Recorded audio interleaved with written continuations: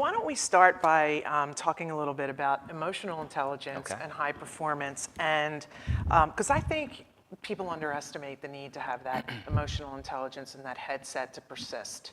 So why don't you talk a little bit about your experience with the top performing sales organizations Okay. and sales individuals and how emotional intelligence plays into that? Okay. Well, to me, when I think of emotional intelligence, the mind is the most powerful thing that we all have going, right? It affects us in so many ways, Yeah. verbal, nonverbal, how we, act and perform. I think of emotional intelligence kind of slicing through what I view as maybe the four most important categorizations or characteristics of a successful salesperson or a successful company.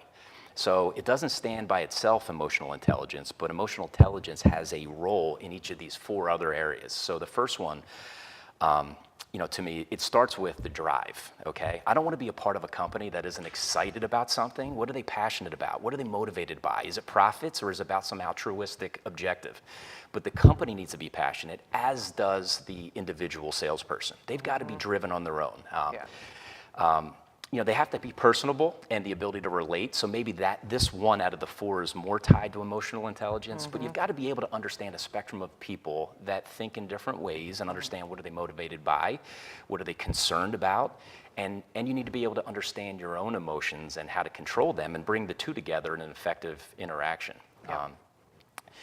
So connect to purpose, this authenticity and this drive are things that are competencies that can be developed or can't be developed? Understand. I think you can guide somebody through a structure of how to be thinking about the room, okay? So whether you're a company that needs to think about the market, which effectively is the room, if you're a company, like what's going on out there, who are we potentially going to be interacting with and either partnering with or selling to or supporting. But a sales rep's got to think of the room that they're in when they're selling. I mean, we're in a room, you're in a meeting room, you're on the phone, and you've got to visualize and understand who are the individuals that are in the room, what is their background and experience, what are they motivated by, what are they concerned about, and what are they trying to accomplish? Now, if you can tap into those things, that's your starting point for whether or not you even want to consider moving forward, whether there's a relationship to be had here. Because I think of selling like a relationship. All right, it's a relationship between two parties that need to understand what each of them want to get out of this relationship, and determine, is there a way that we both can get that, and if so, how do we get from where we are to both realizing what it is we're pursuing. So that piece is the second of the four components of a salesperson. The third is knowledge. Knowledge you can coach and train, knowledge of the market, knowledge of your products, knowledge of your competition. As a salesperson, you can be trained on those things. But the two prior, maybe not as much. The drive, and do you have it? The second is, the awareness of the people and an empathy for the people in the room, right?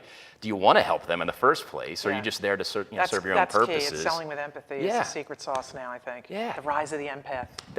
I mean, it's a key, huge element because I think people often think, hey, I'm a salesperson. I'm going to figure out how to pull the wool over the eyes of this person, not make them aware I'm a salesperson. I'm going to accomplish and meet my own needs without even worrying about what it is theirs are. Well, you know what? You're going to be a way more compelling and capable sales performer if where you start is, I need to determine what this person's motivated by. And if they don't have an awareness of what they're motivated by, as a salesperson, I need to be prepared to propose what might be an issue that they're tackling or dealing with that they're not even aware is an issue, or what an opportunity is that they can capitalize on that they may not consider. And then the fourth component beyond knowledge, so we've got, the empathy and the emotional intelligence is one, right? The second one is the drive and the competitive nature that's necessary. The third is the knowledge of your product in the marketplace and all that's needed, sales process. The fourth is both relevant, to I think the world of athletics, and maybe we can discuss that another, a little bit later. But certainly, it's what makes a salesperson an incredibly, an incredible top performer versus an average or subpar, and that is the ability to take the knowledge you have, the awareness and empathy that you have of the people you're going to be interacting with, and the drive that you've got, and in real time, while in a meeting, or on a conversation, be able to field what has come your way, either an objection you didn't anticipate, a new person in a room, a new competitor that you weren't even trained on, and how am I going to put this all through a process, filter it, and then put it to use in a way to get this baby back on track and Yeah. moves us down the path that I wanted to go down. That real-time decision making and using the tools at your disposal. Yeah. And That's- if you don't know the scale, you can't jam. Well said. Thank you.